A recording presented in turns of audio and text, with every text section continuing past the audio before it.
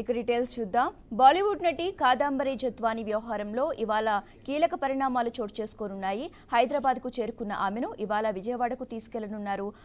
ఆమె స్టేట్మెంట్ను రికార్డు చేయనున్నారు. ఇప్పటికే కేసులో పూర్తిస్థాయి విచారణ చేయాలని సిపి ఆదేశించారు. ఈ నేపథ్యంలో ఇవాళ ఏం జరగబోతుంది అనే అంశాలు ఆసక్తిని రేపుతున్నాయి.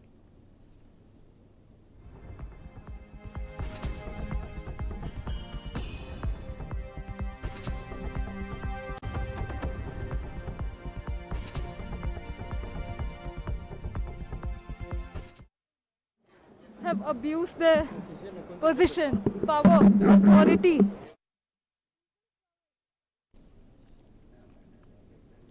కాదంబరి జత్వానీ కేసు సినిమాను తలపిస్తోంది. రోజు రోజుకు నమ్మలేని అంశాలు తెరపైకి వస్తున్నాయి. ప్రఖ్యాత పారిశ్రామికవేత్త జేఎస్డబ్ల్యూ గ్రూప్ చైర్మన్ సజన్ జిందాల్పై ముంబై పోలీసులు నమోదు చేసిన అత్యాచారం కేసుకు సంబంధించిన ఆధారాలని ధ్వంసం చేసేందుకే బాలీవుడ్ నటి కాదంబరి జత్వానీ ఆమె తల్లిదండ్రులు సోదరుడిపై విజయవాడ పోలీసులు అక్రమంగా కేసు పెట్టి అరెస్టు చేసినట్లు స్పష్టమవుతోంది.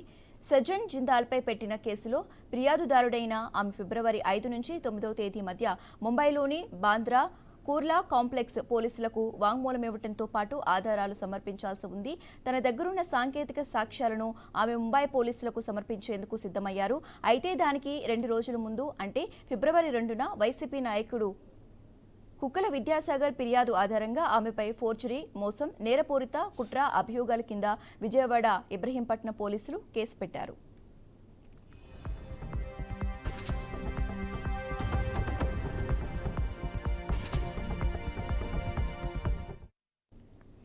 హుటాహుటిన ముంబైకి విమానంలో వెళ్లిన విజయవాడ పోలీసులు కాదంబరి జత్వానీ, ఆమె తల్లిదండ్రులు ఆశా, నరేంద్ర కుమార్ జత్వానీలను అదుపులోనికి తీసుకున్నారు. వారి వద్దనున్న సెల్ ఫోన్లు, ఐప్యాడ్లు, ఇతర ఎలక్ట్రానిక్ సామాన్లను స్వాధీనం చేసుకున్నారు. అయితే వాటిని రిమాండ్ సందర్భంగా కోర్టుకు సమర్పించలేదు. దర్యాప్తు నిమిత్తం ఫోరెన్సిక్ ప్రయోగశాలకు పంపించలేదు. వాటిని తమ దగ్గరే పెట్టుకుని సజన్ జిందాల్కు సంబంధించిన పలు కీలక ఆధారాలను ధ్వంసం చేసినట్లు సమాచారం. విజయవాడ పోలీసులు జత్వానీ ఇంటిని సీజ్ చేశారు. వారిని నిర్బంధించిన విషయాన్ని ఎవరికీ సమాచారం ఇవ్వేందుకు వీల్లేకుండా చేశారు. సజన్ జిందాల్ను అత్యాచారం కేసు నుంచి కాపాడేందుకే ఆయనకు సన్నిహితుడైన నాటి జగన్ ప్రభుత్వంలో సకల శాఖల మంత్రిగా పేరొందిన సలహాదారు ఆదేశాల మేరకు అప్పటి సిపి కాంతిరాణా తాత, డీసీపీ విశాల్ గున్ని మొత్తం వ్యవహారాన్ని నడిపించినట్లుగా తెలిసింది. Unconditional support. This means the world to me. All I want to say right now is so many powerful men have abused their position, power, authority, legal prowess, contacts with the sole motive of benefiting monetarily from unlawfully and wrongfully character assassinating me. You know, I have full faith in God and the government of Andhra Pradesh and the government of India at large that they'll not let innocents suffer like this. I thank you all for your support. आपको लगता है कि अब आंध्र प्रदेश आप जाने वाले हैं, क्या वहाँ की सरकार से आपको उम्मीद है कि आपके साथ इंसाफ हो?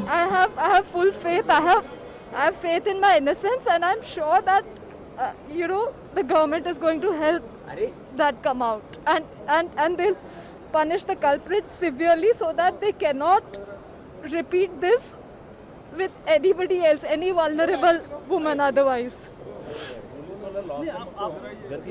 आपके अफसरों ने बहुत सारे अफसरों का आपने नाम लिया है, और इसमें आपने मतलब दोस्ती कैसी की थी, किस तरह से आपने हटा दी? देखिए आंध्र प्रदेश की सरकार कह रही है कि हम आपके साथ हैं, ये सरकार का कहना है। अब सब जब जो भी होगा फॉर्मली होगा। मुझे इनकी सरकार के इन्वेस्टिगेशन प्रोसेस और सब पे पूरा भरोसा है, सो I believe justice will be served to be. जी आपने बहुत सारी मुसीबतें आपने झेला है, आपने सबसे ज़्यादा किन लोगों से आपको वहाँ पे दिक्कतें आ रही थी? जैसे कि आपके परिवार के ऊपर भी इल्ज़ाम लग रहा है कि आप उनके खिलाफ भी वहाँ की पुलिस ने कार्रवाई की है। ये बहुत क्लियर है कि this was simply to harass my family. मेरे माँ बाप 70 से अबव हैं. मुझे क्रश करने का और कोई तरीका नहीं मिला तो मेरे परिवार का गला दबा दिया.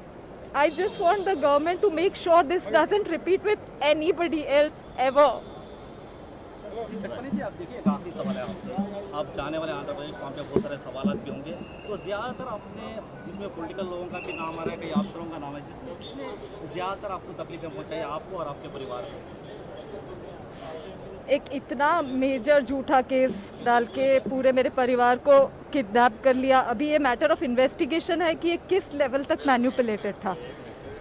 मेरे पे केस तो पुलिस ने डाला है, जो कंप्लेनेंट था वो दुनिया के सामने है, जिसपे मल्टीपल क्रिमिनल केसेस आप उस इंटरनेट पे देखेंगे हैं उनके अगेंस्ट। 2014 में कुछ 10 से ज़्यादा क्रिमिनल केसेस थे, उसके बाद पता नहीं कितने हैं। सो ये सब तो आउट इन द ओपन है। अभी किस लेवल तक ये मैनिपुलेटेड था, that's a matter of investigation. But one thing I can comment for sure, many people have benefited monetarily out of this, out of butchering me. Many people have benefited out of this. और फिलहाल तो आपका तेलंगाना के राजधानी हैदराबाद के अंदर है, आप विजयवाड़ा कब जाएंगे और हम किससे मिलेंगे, क्या बातचीत होने वाली है, क्या आपने? Let's wait for that, please. Right. Thank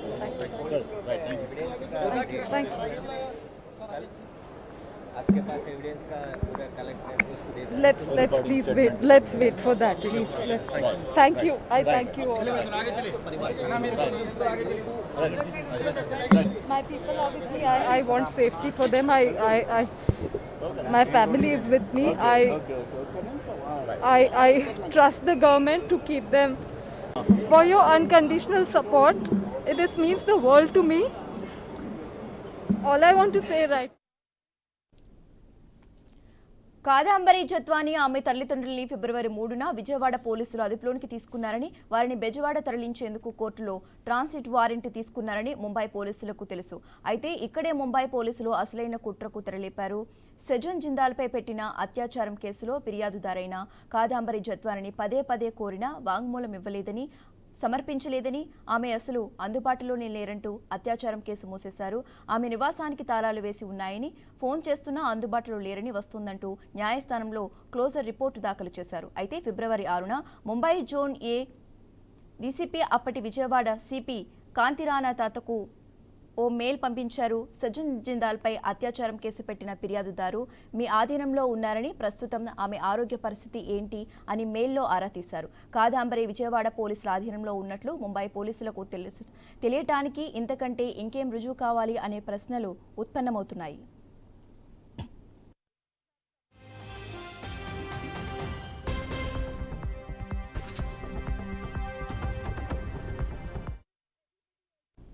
Kadambari Jethwani కేసులో చాలా ఆసక్తికర సందేహాలు తెరపైకి వస్తున్నాయి. ఫిబ్రవరి 3 నుంచే విజయవాడ పోలీసుల నిర్బంధంలో ఉన్న కాదాంబరి ఫిబ్రవరి 5 నుంచి 9ల మధ్య ముంబై పోలీసులకు ఎలా వాంగ్మూలం ఇవ్వగలరు?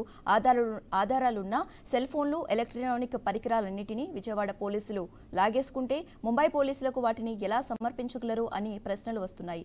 మార్చి 15 వరకు తల్లిదండ్రులతో పాటు విజయవాడ జైల్లో రిమాండ్లో ఉన్న ఆమె ముంబైలోని నివాసంలో అందుబాటులో లేదు. ఫోన్ నాట్ రీచబుల్ వస్తుందని కేసు మూసివేయటం ఏంటి? ఆమె జైలు నుంచి బయటకు వచ్చిన 2 రోజులకే, అంటే మార్చి 17న అత్యాచారం కేసులో క్లోజర్ రిపోర్టు దాఖలు చేయటమేంటి?